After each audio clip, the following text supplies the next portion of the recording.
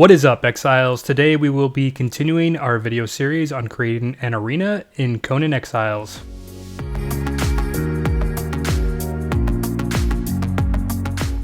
In today's video, we are going to cover creating a reward system within your arena. So we're going to do our best to make this a randomized reward system, just like our actual spawns are semi-randomized. Let's start out by going into our Pippi menu, going over to kits, and create a new kit. Let's name this first one low level reward and add a description. And we'll create a second kit and name it high level reward. Create that. Let's go in and disable this kit so that people can't just generally buy it. And then second, we're going to add a couple items. Now for this low level kit, I like to find some basic food items. We'll add a roasted haunch. We'll also add some basic resource items. And we will add some wood.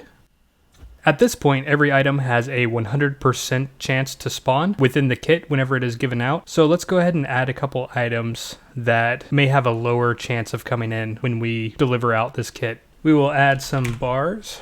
Let's add a silver bar and we'll give it a relatively low chance, like 5%.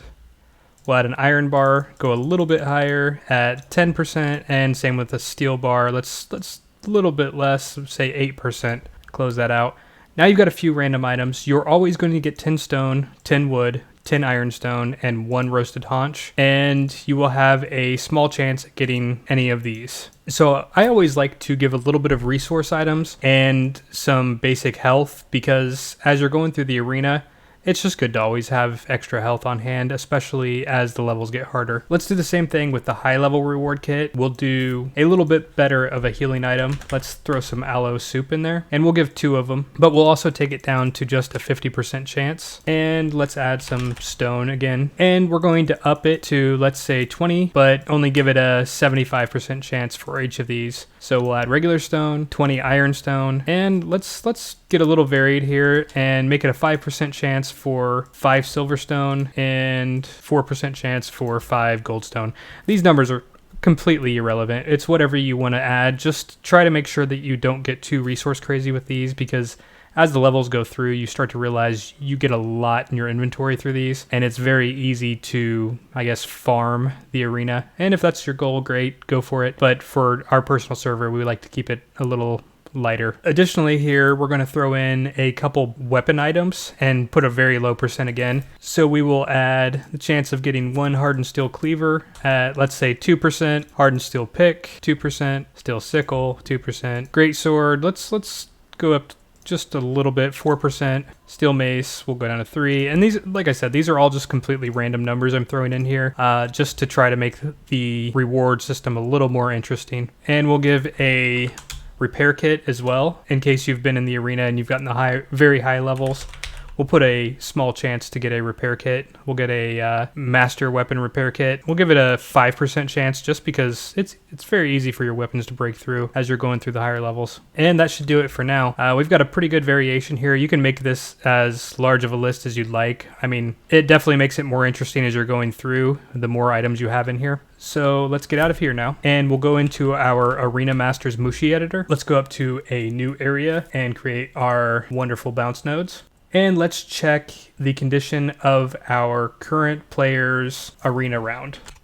We're going to say if the round is less than 5, we're going to give them the low level items. Otherwise, we'll go to the higher level items. So let's say condition node, character var, and we'll say greater than or equal to 5. And you could just go the route of saying true false, but in some of the actual arenas I've made, they're very particular as it goes through of you've got a kit for less than 5, less than 10, less than 20, less than 30, less than 50. I mean, you can get as crazy as you want. You can also say, if it's a boss round, maybe you want to give special particular items. You want to create a kit that has legendary weapons that you want to give out, but only for a round that has a particular boss fight.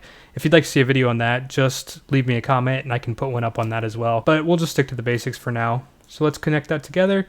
Let's say if the round is not less than 5, we want to go here. And another thing we will add in, we will always give a certain amount of funds.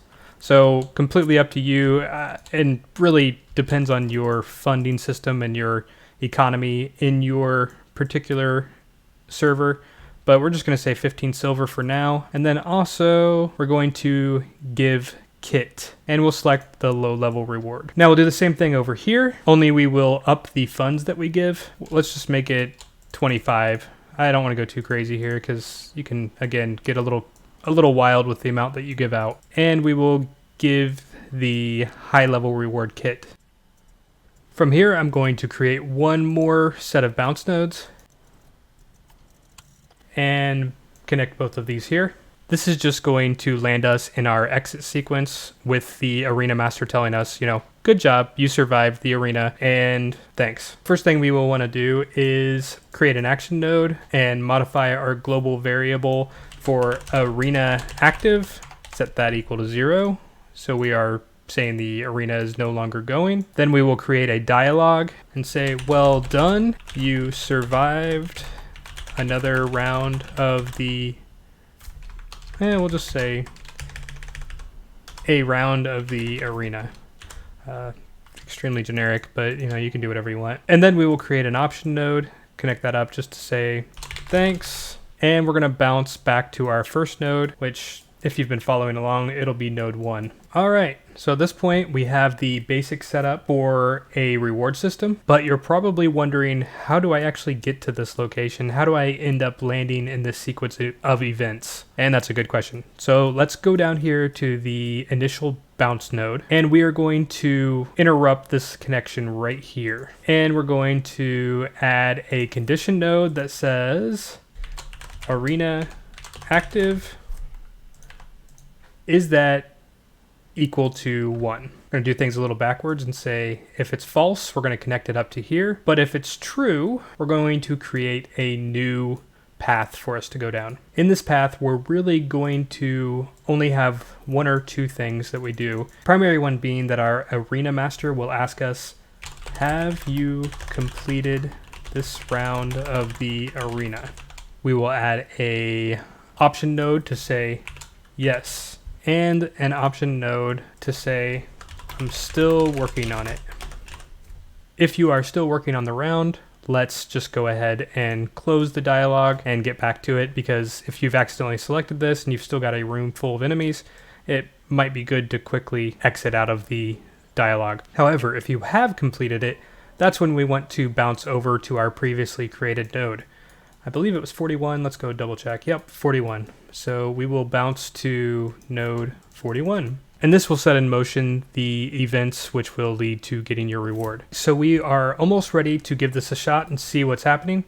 But first we need to come down here and indicate that our arena has been activated. Let's create a new action node, and we will be setting our global variable for arena active equal to 1. And let's rearrange things so that it's over here. This is an unfortunate amount of having to move things, but it'll be a little cleaner this way.